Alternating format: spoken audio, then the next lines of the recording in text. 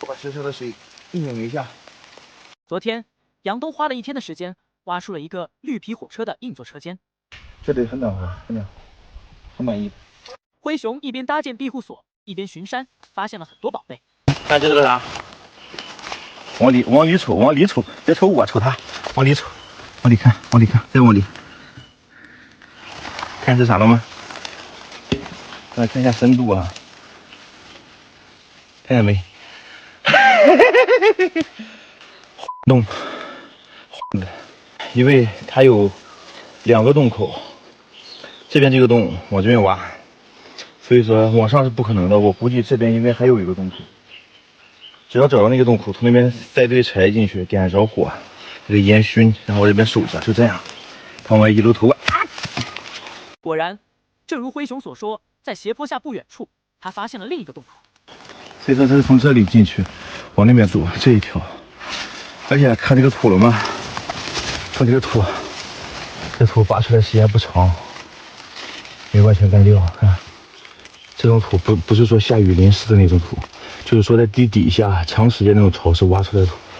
所以说，这个洞因为它挖的时间不长，现在在里面睡觉呢，就有个。灰熊搬来一块大石头，堵住了上面的洞口，并在下面的洞口处做了一个标记。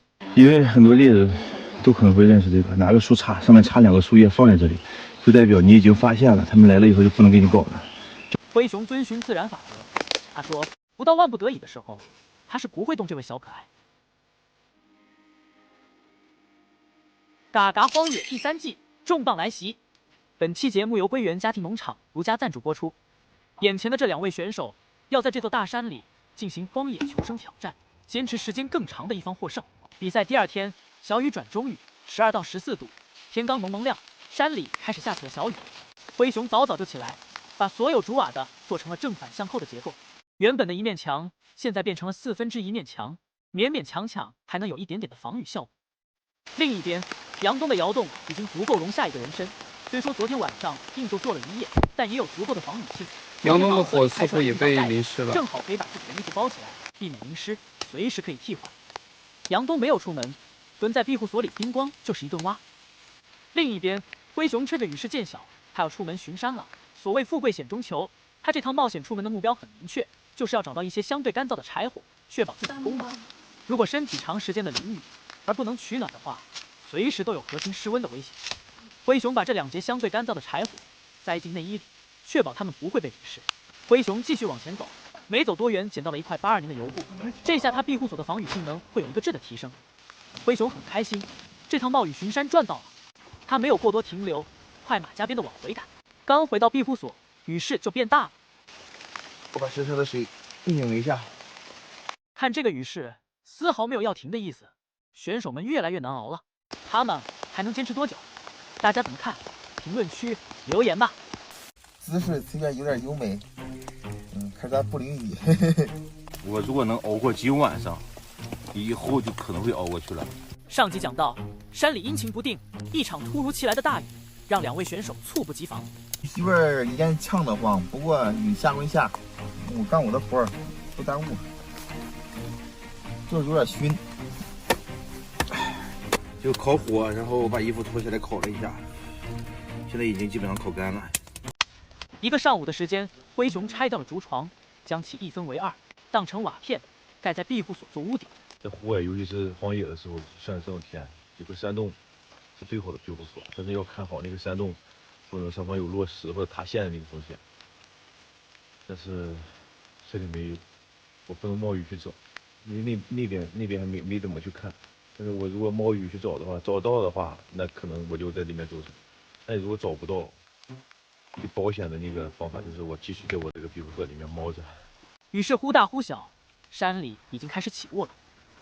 雨没那么大了，现在烤着火还挺舒服的，就是往里往深一点。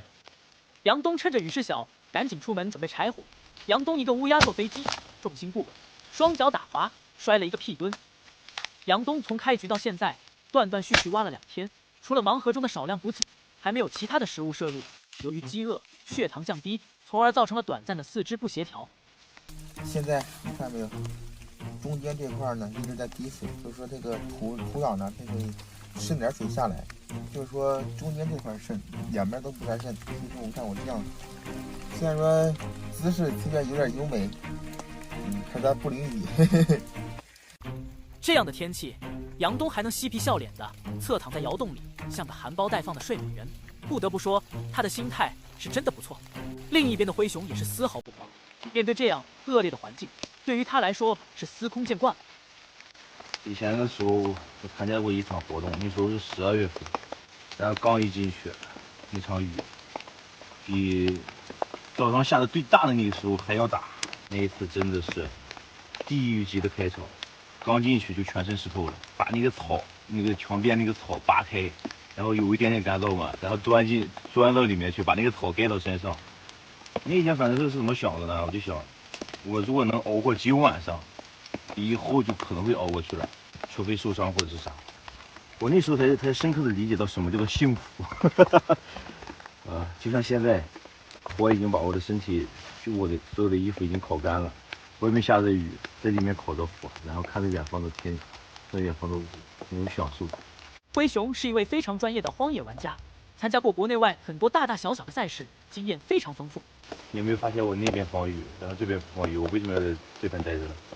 是因为下雨我不想出去搞竹子，资源有限，竹子太少了，所以因为我一直烤着火嘛，这边漏的雨也会不是那么大，滴在我身上，我可能会把它烘干了，但是我要把我保暖的衣物放在那边防雨的地方，以防我睡觉的时候，这一身如果湿透了的话，我可以把它脱下来，晚上把那个保暖衣穿，把大衣一穿，晚上我就可以安全度过了，是吧？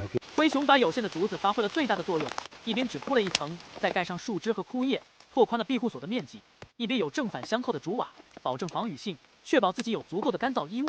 这一波操作真是小刀划屁股，开了眼了。现在天色已经渐渐暗下来了，杨东还在不急不慢地挖着窑洞。